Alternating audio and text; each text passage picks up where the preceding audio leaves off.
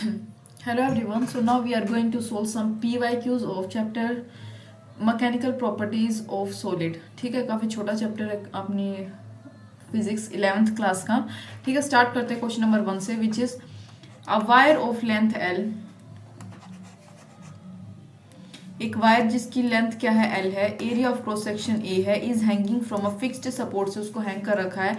Length of the wire changes, length जो है wire की चेंज होती है L1, मतलब चेंजेस टू एल थी पहले, एल से L1 हो गई. जब कब चेंज हुई, जब mass M is suspend from its free end. Suspend का मतलब होता है कि ये इसका फ्री एंड है मान लो, ठीक है, उससे मास एम को आपने लटका दिया. ठीक है, तब इसकी लेंथ एल थी, एल से क्या हो गई, L1 हो गई खींचकर. The expression for young modulus, अब हमें ये यंग मॉड्यूलस के लिए यहाँ पे एक्सप्रेशन बतानी है. तो देखो,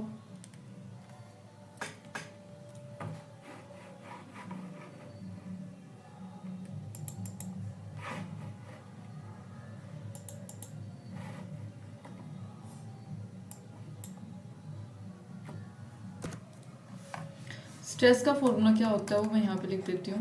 स्ट्रेस इज इक्वल टू होता है force upon cross sectional area. ठीक है, इज इक्वल टू फोर्स का formula is equal to force is equal to M G cross section यानी ए. ठीक है, ये हमारे पास हो गया. स्ट्रेन का फॉर्मूला क्या होता है, चेंज इन लेंथ, यानी जो लेंथ में चेंज आया अपॉन एल, यानी और चेंज इन लेंथ को हम क्या लिख सकते हैं, L1 माइनस एल जो हमें दे रखे हैं अपॉन एल. अब यंग मॉड्यूलस जिसको हम ऐसे इससे गामा से डिनोट करते हैं, उसका फॉर्मूला होता है स्ट्रेस अपॉन स्ट्रेन. मैंने स्ट्रेस का फॉर्मूला लिख दिया, स्ट्रेन का लिख दिया. यंग मॉड्यूलस का फॉर्मूला होता है स्ट्रेस अपॉन स्ट्रेन, यानी कि क्या आ जाएगा हमारे पास, MgL अपॉन ए L1 माइनस एल. तो यहाँ हमारा सी ऑप्शन जो है इसका करेक्ट है. ठीक है, सिंपल फॉर्मूला पुट करना था.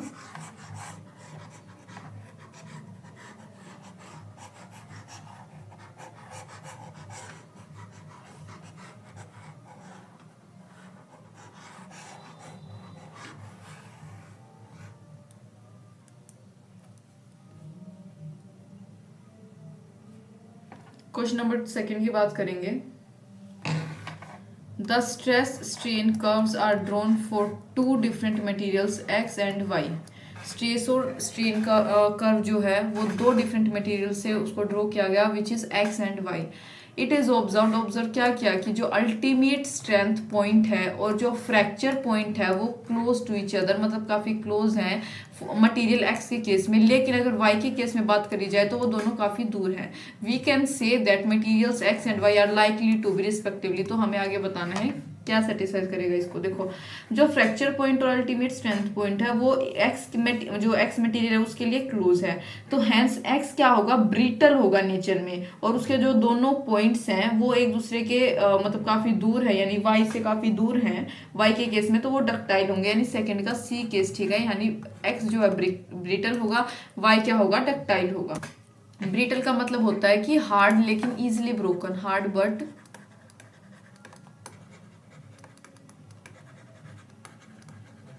Easily broken. और डक्टाइल का क्या मतलब होता है, जिसको हम एक वायर में ड्रॉ कर सके. ठीक है, can be drawn into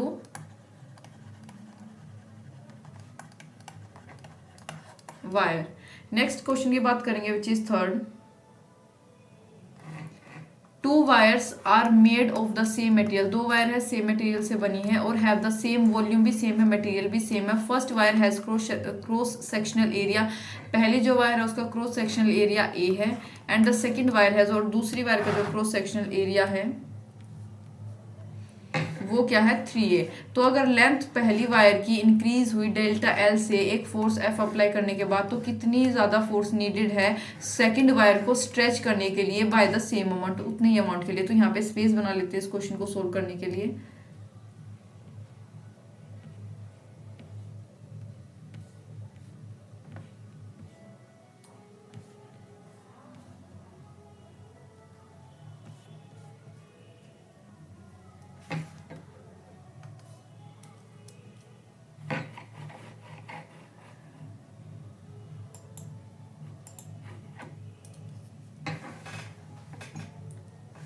wire 1 की बात करेंगे पहले.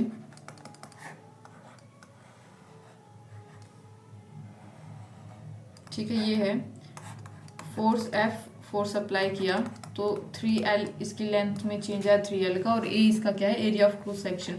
तो फॉर्मूला क्या होगा, delta L is equal to force upon A into Y, ठीक है, इंटू 3L। ये हमारे पास क्या आया, फर्स्ट इक्वेशन। वायर सेकेंड की अगर मैं बात करूं,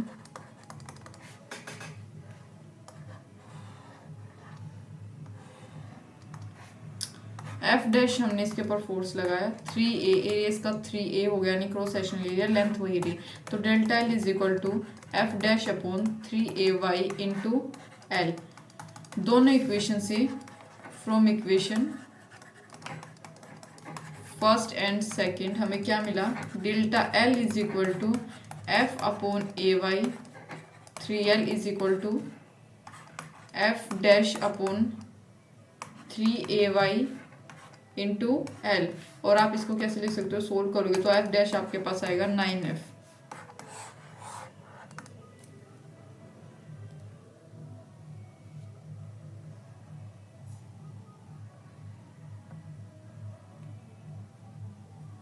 यानी कि क्या आंसर आया हमारे पास,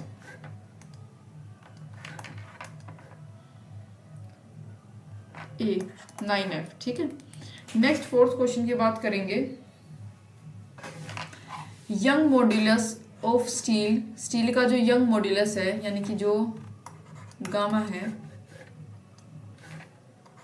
इस ट्वाइस, वो 2 गुना है, दैट ऑफ ब्रास के 2 गुना है वो। 2 वायर्स ऑफ सेम लेंथ की और same area of cross section की, एक स्टील की है दूसरी ब्रास की है, सस्पेंड किया गया सेम रूफ से। एक रूफ है छत, दोनों मतलब दोनों तरफ से एक स्टील की किसको, वायर को, और एक ब्रास की वायर को लटका दिया, ठीक है। तो if we want to lower ends of the wire, अगर हम जो एंड्स हैं उनके वायर के, उनको नीचे और नीचे करना चाहते हैं, to be at the same level, ताकि वो दोनों क्या है, सेम लेवल पे आ जाए, then the weight added to the steel and brass wires must been, तो जो वेट हमें दोनों में, स्टील और ब्रास में ऐड करना पड़ेगा, वो कितनी रेशियो में होगा, ये बताना है यहाँ पे, ठीक है। तो करते हैं सोल्व, स्पेस बना लेते हैं।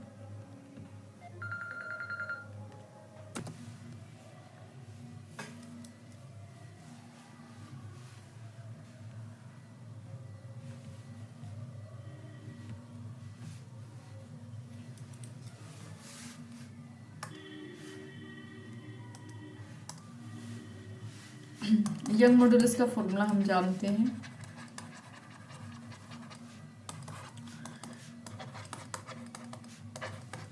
डेल्टा L क्या है, जो लेंथ में चेंज आता है। दोनों के लिए हम यहाँ पे लिख देंगे। देखो, और हमें क्या गिवन है, जो area of cross section, length और जो चेंज इन लेंथ है, वो दोनों के लिए सेम है, यानी स्टील और ब्रास दोनों के लिए सेम है।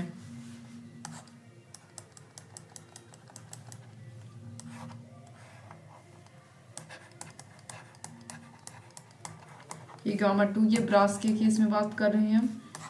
और अगर मैं बात करूँ स्टील की, बस यहाँ पे ये तीनों चीज़ें सेम है, बस ये क्या होगा, इसका यंग मॉड्यूलस ये 1 है और ये 2 है, ठीक है। दोनों को कंपेयर करेंगे,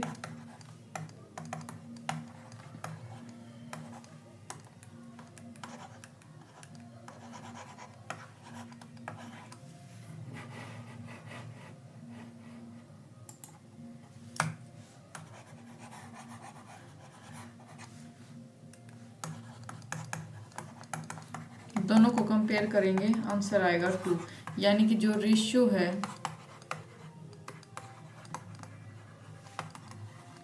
वो 2 हमें दे रखी थी, तो यहाँ पे हमारे पास क्या है, आंसर 2, यानी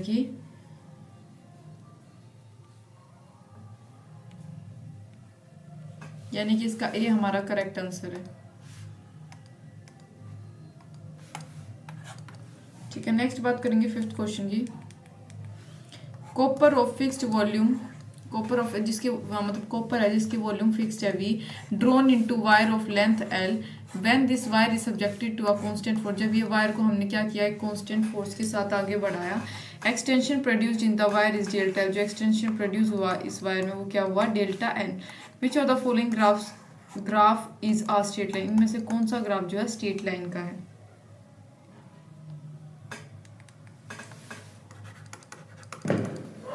हम जानते हैं फॉर्मूला, ठीक है,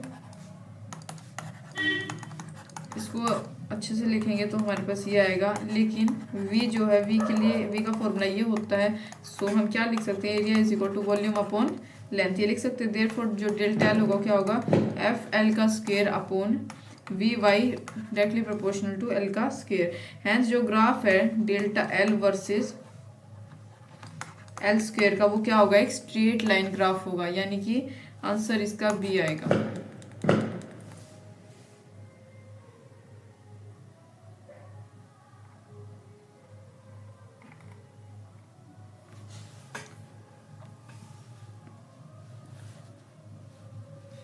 next question number 6, following 4 wires are made of the same material, 4 wireless wires हैं सेम मटेरियल से बनी है। Which of this will have the largest extension बतानी है, इनमें से कौन से की होगी। व्हेन सेम टेंशन, जब हम सेम टेंशन इसके ऊपर अप्लाई करेंगे।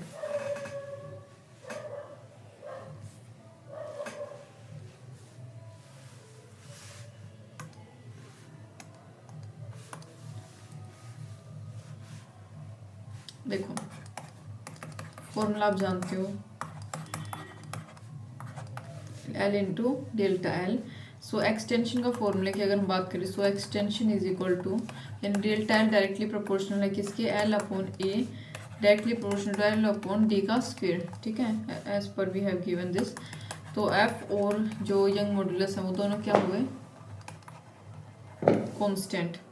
तो हम लिख सकते हैं जो हमें दे रखा है delta L one directly proportional to 100 दे रखा है अपॉन एल का square directly proportional to 100, and delta L two की बात करो वो डायरेक्टली प्रोपोर्शनल टू 100 की, यानी अपॉन 2 का स्क्वायर, क्योंकि हमें वहाँ पे लेंथ की वैल्यू दे रखी है directly proportional to 50। L three की अगर मैं बात करूँ तो क्या है 300 अपॉन 3 का square directly proportional to 100 upon 3। और अगर मैं L4 की बात करूँ तो वो क्या आएगा, directly proportional to 50 upon 1 upon 4 directly proportional to 200। तो जो रेशियो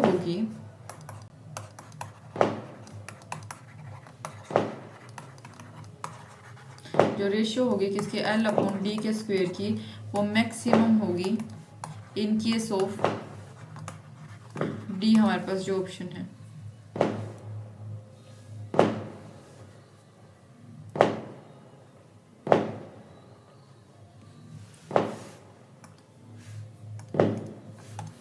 यानी डी हमारे पास क्या है, इसका करेक्ट ऑप्शन है।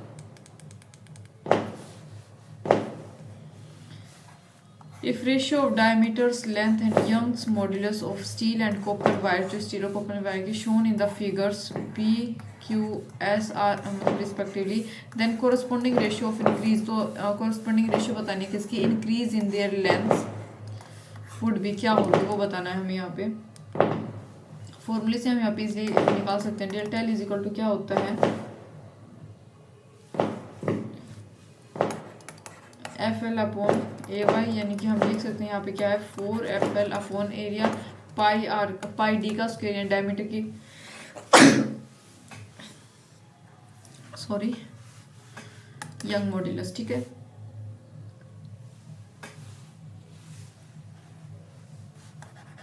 Delta L S upon delta L C is equal to F S, यानी ये जो फोर्स है स्टील की और कॉपर के वर्सेस हम निकाल रहे हैं, डायमीटर ऑफ कॉपर वर्स अपॉन डायमीटर ऑफ स्टील का स्क्वायर, ठीक है। आप इसको सोल्व करोगे, वैल्यू लिखोगे तो आंसर आएगा आपके पास 7Q अपॉन 5SP स्क्वायर, यानी कि किससे मैच कर रहा है, सी आंसर इसका करेक्ट है। नेक्स्ट 8th क्वेश्चन, दो वायर हैं A and B are of same material की, their length are in ratio, उनकी जो लेंथ है वो 1:2 में है और डायमीटर क्या है 2:1 में। इफ दे आर पुल्ड, अगर इनको खींचा गया सेम फोर्स के साथ तो increase in length will be, तो इंक्रीज इन लेंथ का जो रेशियो है वो क्या होगा, वो यहाँ पे हमें निकालना है। देखो हम जानते हैं, मैं ऊपर यहाँ पे स्पेस बना लेती हूँ।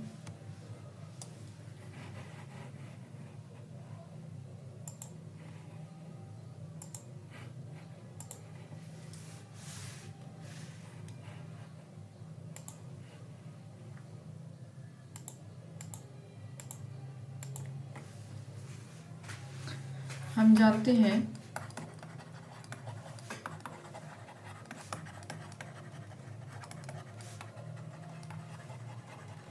क्या फॉर्मूला होता है, ये एफ अपॉन पाई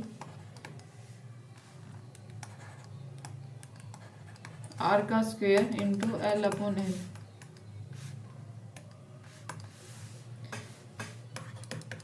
सिंस जो क्या है गामा एफ दोनों सेम है, दोनों वायर्स के लिए क्या है,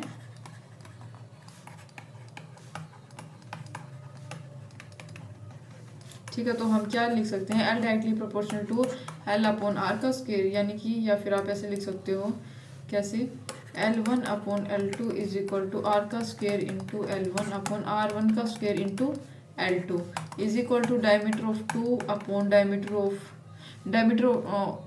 सेकेंड का डायमीटर अपॉन 2 का whole square upon diameter first का अपॉन 2 का whole square into L1 into L2। L1 upon L2 is equal to D2 का square into L1 upon D1 का स्क्वायर इंटू L2, यानी कि आप लिख सकते हैं D2 का स्क्वायर अपॉन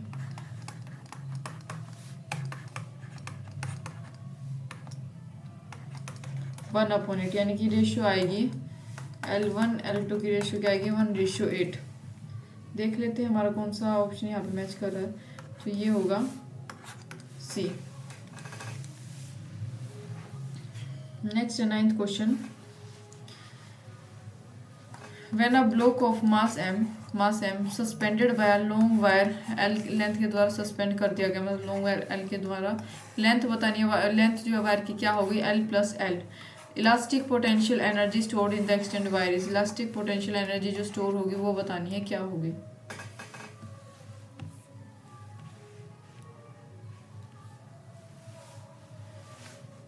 देखो यहाँ पे हमारे पास क्या है, mg दे रखा है। देखो ये नॉर्मल लेंथ थी, उसको हमने एक्सपेंड मतलब सस्पेंड कर दिया mg वेट से, यानी कि कितना इंक्रीज हुआ, इतना इसमें ये लेंथ का इंक्रीजमेंट हुआ है, ठीक है। तो k क्या है यहाँ पे, फोर्स कांस्टेंट, यानी कि हम लिख सकते हैं delta E is equal to 1/2 k x naught का स्क्वायर, ठीक है। ये हम यहाँ पे लिख सकते हैं, यानी कि half into mg upon X naught into X naught का स्क्वायर, यानी कि सोल्व करोगे आएगा half mg x naught. Stored elastic potential energy होती है एक्सटेंड वायर की, वो क्या होगी, is equal to half mg x naught के प्लेस में यहाँ पे l, ठीक है। हाँ ये X naught is equal to यहाँ पे हमारे पास क्या आ गया एल, तो इसका करेक्ट आंसर हमारे पास क्या आ गया सी। नेक्स्ट 10th क्वेश्चन, जो बल्क मॉड्यूलस है एक स्फेरिकल ऑब्जेक्ट का वो क्या है बी, अगर उस if it subjected to uniform, अगर उसको यूनिफॉर्म प्रेशर पी से सब्जेक्ट कर दिया, फ्रैक्शनल डिक्रीज बतानी है रेडियस में क्या होगी, डिक्रीज बतानी है फ्रैक्शनल डिक्रीज रेडियस में क्या होगी। तो देखो बल्क मॉड्यूलस कैसे दिया जाता है, फॉर्मूला होता है P is equal to pressure upon change in volume upon volume, ये होता है, या फिर आप इसको ऐसे भी लिख सकते हो change in volume upon volume is equal to P upon B N, ठीक है। ये यहाँ पे P क्या है, यूनिफॉर्म प्रेशर जो है, तो यहाँ पे आप क्या लिखोगे 3 delta R upon R radius is equal to P upon B. यहाँ पे डेल्टा आर अपॉन आर क्या है, फ्रैक्शनल डिक्रीज होता है, ये क्या होता है delta R upon R fractional decrease in radius, ठीक है। तो हमारे पास क्या आएगा delta R upon R is equal to P upon 3b, यानी कि करेक्ट आंसर इसका हमारे पास क्या आया सी। नेक्स्ट है when an elastic material with Young's modulus, जब एक elastic material Young modulus y के साथ सब्जेक्ट किया to stretching stress s, elastic energy stored per unit volume of the, elastic energy जो स्टोर हुई वो बतानी है पर वॉल्यूम क्या होगी। देखो energy stored per unit volume का फॉर्मूला होता है half into stress into strain, ये फॉर्मूला होता है, ठीक है। तो यानी कि हाफ इंटू स्ट्रेस इंटू क्या आएगा, स्ट्रेन का फॉर्मूला क्या होता है, स्ट्रेन का फॉर्मूला होता है स्ट्रेस अपॉन यंग्स मॉड्यूलस,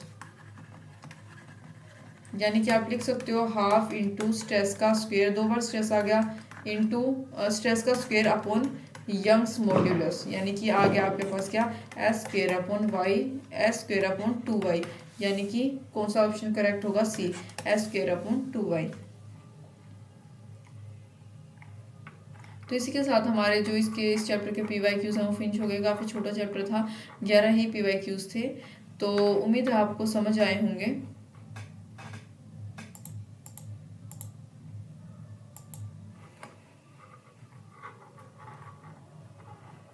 देख सकते हो हमने जो 11 के 11 क्वेश्चन कर लिए, यहाँ पे इसके सॉल्यूशंस है।